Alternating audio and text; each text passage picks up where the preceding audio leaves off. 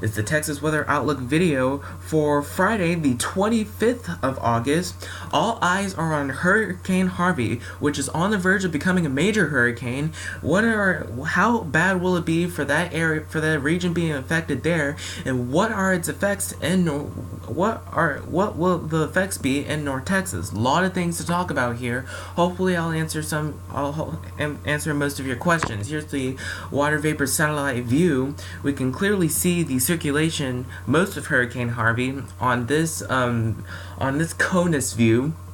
That's as it's making land, it will make landfall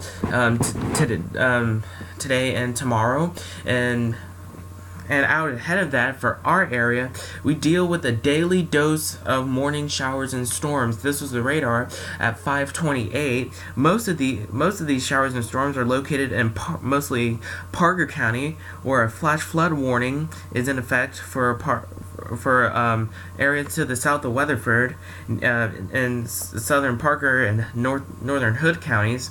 Includes Oak Trail Shores and Granbury.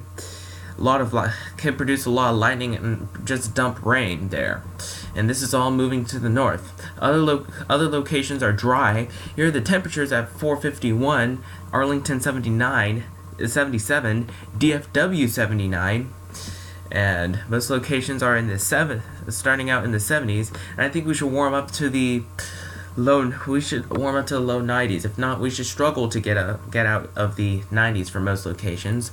Hurricane warnings and flash flood watches are in effect for the area that's expected to get hit by Hurricane Harvey. Other than that, most of the CONUS region is quiet. Convective outlooks, we have the standard slight risk for the same area affected by Hurricane Harvey right here. And that's because you deal with the risk for small isolated tornadoes out in the theater bands of the hurricane. And on day 2, same thing. You run the risk for small isolated tornadoes out in the theater bands of the hurricane. And same thing on day 3. Notice how much all of Texas is in green. That means the risk for thunderstorms and no organized severe weather is expected. Average rainfall for the next 7 days. This is valid through Friday of next week, and boy, these numbers are just off the chart. Take a closer look at this, and these numbers are just off the chart here. You can see the maximum output is 24.4 inches of rain near Galveston, just to the north of Corpus Christi and Houston. That's about 2 feet of rain for the next week or so, where Hurricane Harvey will basically just sit on the Texas coast for days until Tuesday. We'll talk more about that. Here's the animated GO-16 water vapor satellite view. You can see the definite strengthening of the eye, and also the theater bands as it slowly makes its way towards the Texas coast. Maximum sustained winds are about 105 miles an hour. It's really on the verge of becoming. Models continue to agree on this becoming reaching major hurricane stage, in basically less than 24 hours. After that, it really goes on a downgrading trend after this time frame right here. And again, the NHC expects this to become a major hurricane right here. A major hurricane by this afternoon, right before it makes landfall. This would be the first major hurricane to make landfall since October 24th of 2005. Boy, over a decade. So this could be a catastrophic and life-threatening. This could be a very catastrophic and life-threatening event for our friends in the Texas coast. And if you're not dealing with all the wind and everything, you're dealing with all the wind and everything. basically maxes out near Corpus Christi, near Houston and Galveston, and some of the adjacent areas. So if you know anybody in that area, they should have been evacuated. They should have been evacuating yesterday, but by chance they're only hearing the warning now, and they need to evacuate now whenever they can before it's really too late. But if you're not dealing with the hurricane force wind speeds, you're dealing with the catastrophic and life-threatening flooding issues. And we have another disturbance that's near the Bahamas of Florida, producing heavy rain there.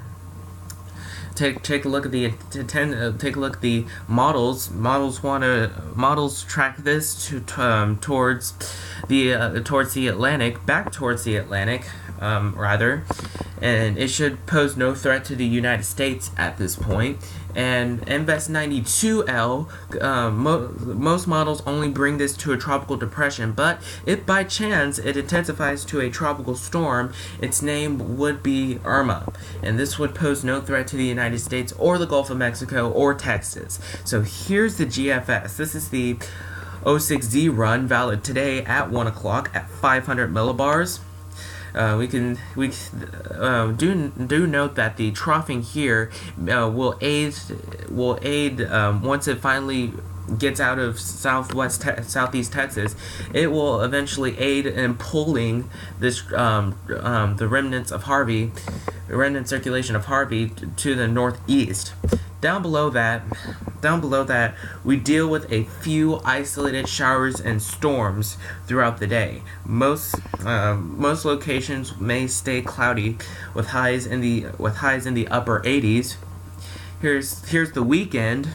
Most locations in Lower Texas should stay dry with a chance of afternoon showers and storms, mainly isolated in nature. Most locations will stay cloudy during the evening hours. And Sunday, notice how the system isn't even moving. Notice how the system isn't even moving there. And this should suggest that most locations in North Texas will stay dry with highs in the mid 80s. And take it out to Monday of next week. Notice how Hurricane Harvey is not even moving. Tuesday is still staying there. So the bottom line is it could just dump rain for basically days. It could just dump feet of rain for basically days without a care in the world. And here's Tuesday where it finally starts to move. Some locations in North Texas may experience some effects from that. We don't certainly know yet. This is only one run. And here's the European model. It's kind of quicker on the movement of this thing. But bottom line is most models bring it out of that at the effective area by Wednesday. And here's Thursday, and this verifies some locations in Northeast Texas could experience the effects of the remnant circulation of Harvey. This may be too east to affect any locations in North Texas. This is only one run, and this is still far out. So here's a week from today. The first day of meteorological fall, Friday, September the 1st. You can see the remnant circulation is by the Texas-Oklahoma border, and that's where that same generalized area is. Right now, we don't mention the chance for showers and storms because it's too far out to really give an accurate prediction, but highs will mostly be in the low 90s. Take it out to the end of the forecast period. Monday, September the 4th. Heights are about where they should be, and that looks like a dry day. And the remnant circulation, we can't really see on this map, but here's the total precipitation output from the GFS. This is suggesting 33 inches of rain for that affected area of Hurricane Harvey. And again, these numbers are just off the chart. If you take a look at the European, this is suggesting about over 3 feet of rain for that same area. Maxes out at basically 41 inches of rain in that area. Wow. So all of these models are basically in agreement that this could be a very serious and very catastrophic and life-threatening flood emergency event for those locations. Take a look at the temperatures for the next week. Highs mostly in the upper 80s to low 90s, and lows mostly in the low 70s. That's it for the Texas Weather Outlook video today. I'll have more notes in the blog. The next video here by 7 a.m. Monday morning. If you can, catch your local TV stations on the air at 4, 5, 6, and 10 o'clock. Thanks for watching. Make it a great day. Have a great weekend, and Godspeed.